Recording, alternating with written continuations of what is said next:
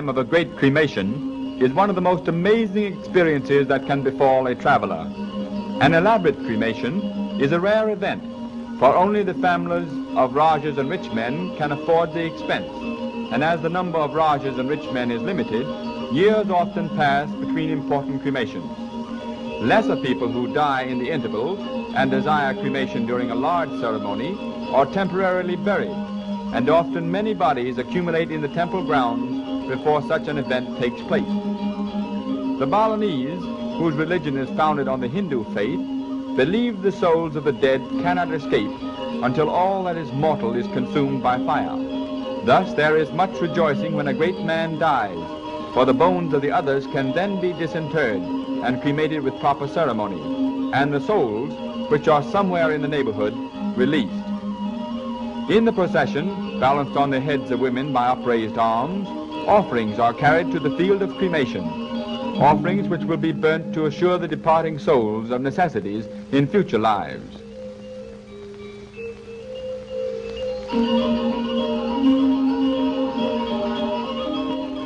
Coffins used in cremation are built to resemble beasts, symbolic of sacred cattle, the large one for the corpse, the small one for the bones of the disinterred.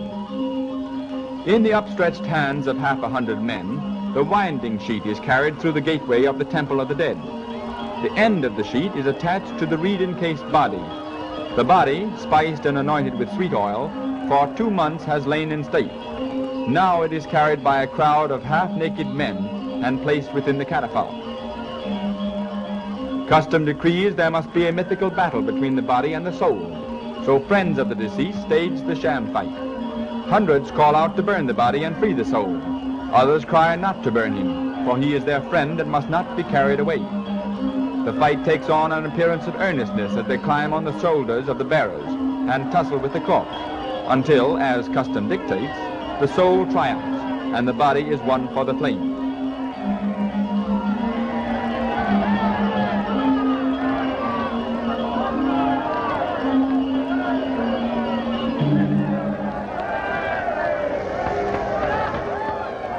The road is jammed with a seething mass of humanity.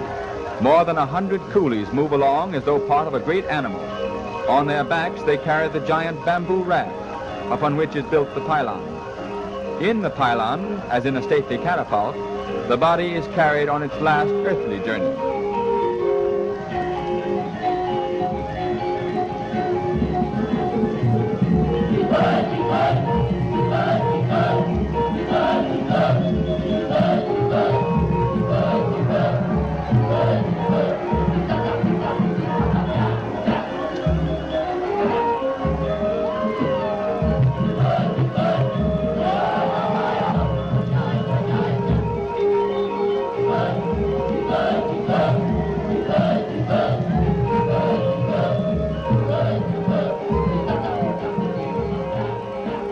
There is a river to cross, and again we see the coffin.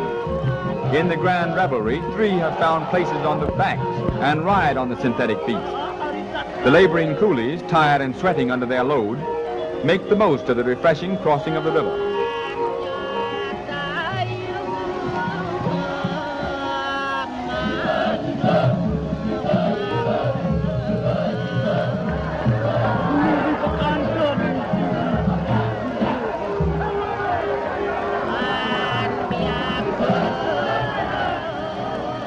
Next comes the great pylon with its burden to be edged slowly down the steep slope and navigated across the river.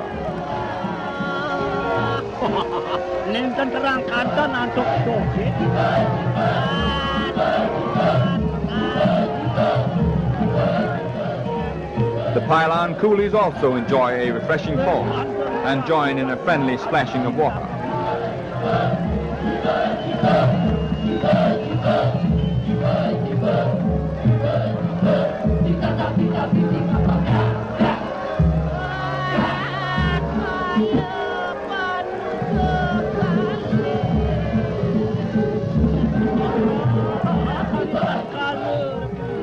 When the river has finally been crossed, the procession plunges once more into the dust and heat to travel another 1,000 yards and enter upon the field of cremation. The beasts are whirled in circles round and round the field, for the evil spirits must be confused and driven from the site. The corpse also goes through the same ritual of confusion.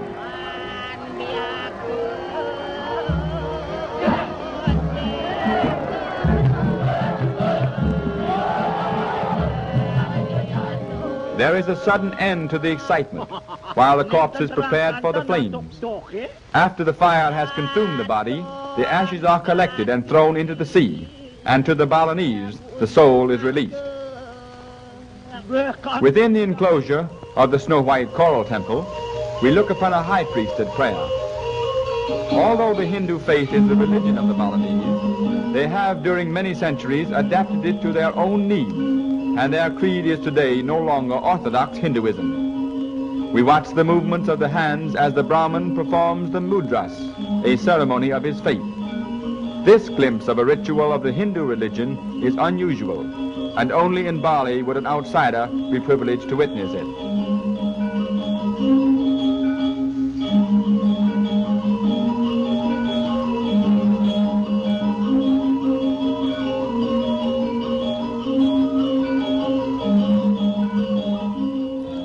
Beneath the village banyan tree, the gamelan is playing, music with a softness and mellowness that even a Western ear finds pleasing. There are no written notes. Each orchestra or gamelan, consisting of boys and men, rehearse or rearrange melodies that have been handed down by ear from generation to generation. The instruments are all made by hand. Sometimes years are required to assemble a gamelan. The gongs and bronzes are also cast by hand, and with great care tuned to the exact tone.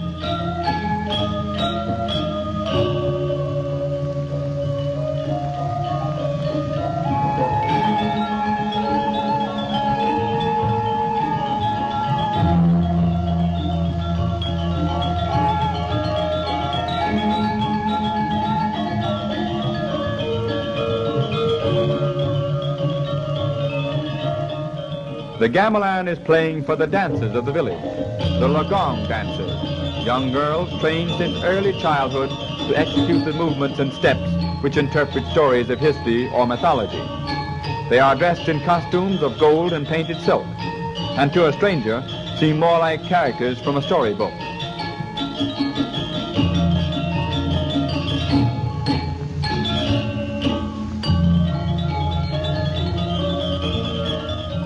Their faces are mask-like as they dance with movements and arms and the grace of body that is typical of all Balinese.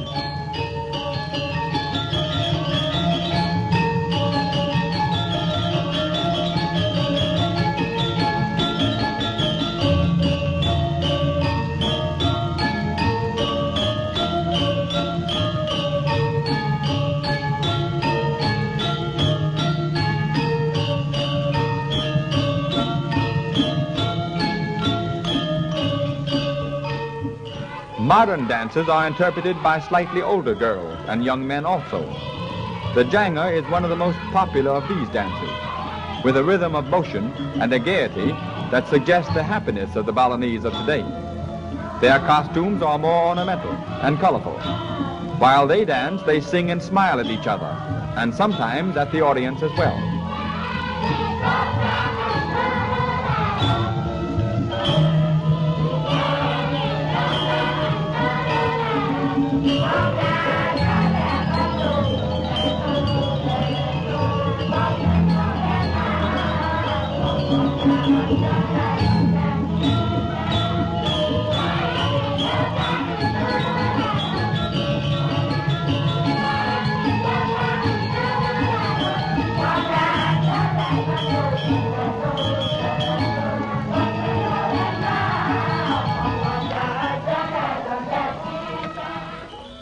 This dance may be the prelude to a changing land, but today the Balinese remain the most contented of people who live and are supremely happy in this last paradise.